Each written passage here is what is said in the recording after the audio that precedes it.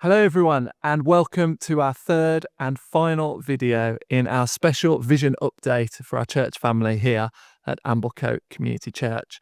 In our first video, we talked a bit about where we're at right now as a church family. Also, we talked about what's happening in our wider culture. Then in our second video, we presented our problem, the issue that we're not growing numerically. There are massive amounts of opportunity, it seems, in people coming to faith and people in our culture who are interested in faith. But actually, we're stuck at what we talked about, the 200-person barrier. And we really need to create opportunities for growth, both in community mission discipleship, in our relationship with Jesus, but also for those who are coming to faith. And so in this video, we want to talk about what we believe is our solution to our problem. So Tim, kick us off. What is our solution? So our preferred solution to this problem is to launch a second congregation. So I'm going to take a minute to define what I mean by that. So you could plant a second service. And in a second service, in our view, everything largely stays the same. So we'd take what we do on a Sunday morning and we'd repeat it. It would be the same staff, the same content, everything would stay the same. But you'd do that twice, and therefore you create more space for people to gather on a Sunday.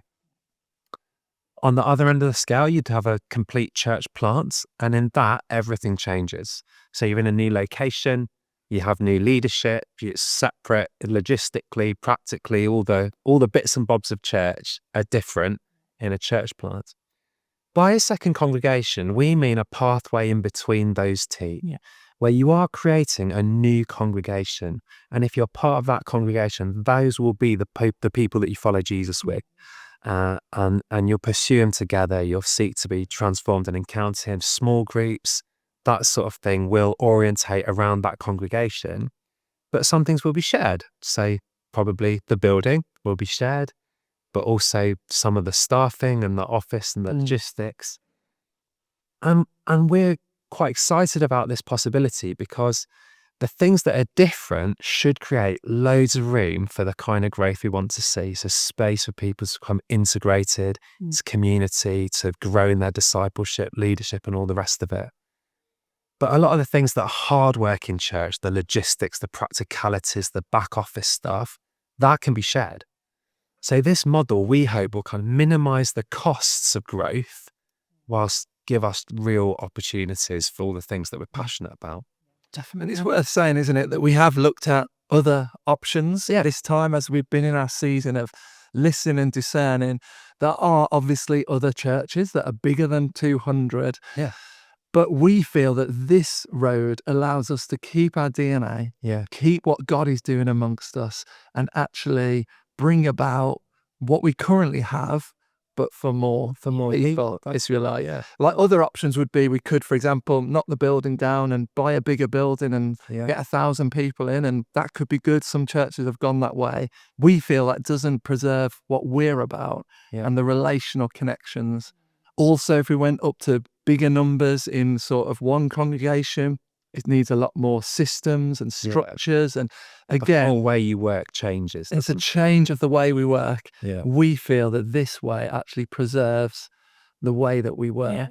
And what was interesting, you've mentioned in the other video, Vanessa, about our summer survey, and we had a question about the size of church. And over 60% of our church family feel that our church is the right size. And I think we agree. We like our size, don't we? We feel it's a good size. It's a healthy size.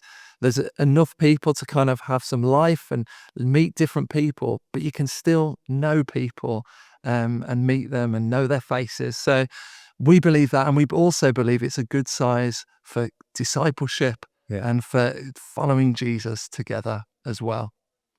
So that's what we're sensing, isn't it? And I think we believe this is what God is saying. Yeah, absolutely. I think it's important to talk about that because I think a critical question, could be, is this what God is saying then to us here? And we've spent a significant amount of time, as you all know, over the last year praying and fasting. So thank you for those who have prayed and talking to other leaders across the UK. You've had your sabbatical tip.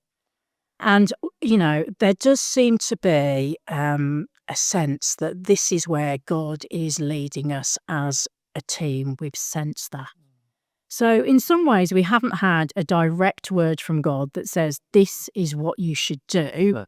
But we have spent 12 months before the Lord praying and considering and spending a lot of time researching. And we've treated it really seriously. And there have been a few prophetic words, but they're more confirming that this is the right way that we should go. So we have a confidence together as a team of elders that this is the way that God is leading us. Yeah. And we're excited. Yeah. I feel a sense of excitement about it. Obviously, there is a little nervousness, but, when you're moving something forward, I think you have to be bold. And it is a time for boldness. But we are excited because this creates more opportunities for people. I could see more opportunities for leadership growth. We want to see young leaders emerging and growing. And as soon as you have a different space, people can step up more. And the potential for new disciples as well. And positioning ourselves. So I think what we would say is this feels to us, as far as we're able to say, that this is the way. Yeah, this is the way the Lord seems to be leading us. Let me summarize then. So we believe that God is leading us to begin a second congregation. And that's not a second service, it's not a church plant, but somewhere in the middle of those where we can create more room for growth, for discipleship, mission, and community, and also growth for those coming to faith. Yeah, that's right. So we want you to think about that, pray about that, and there aren't more details at this point around what that would look like, because we want to gather on Sunday the 25th of January to discuss, to share, to ask questions.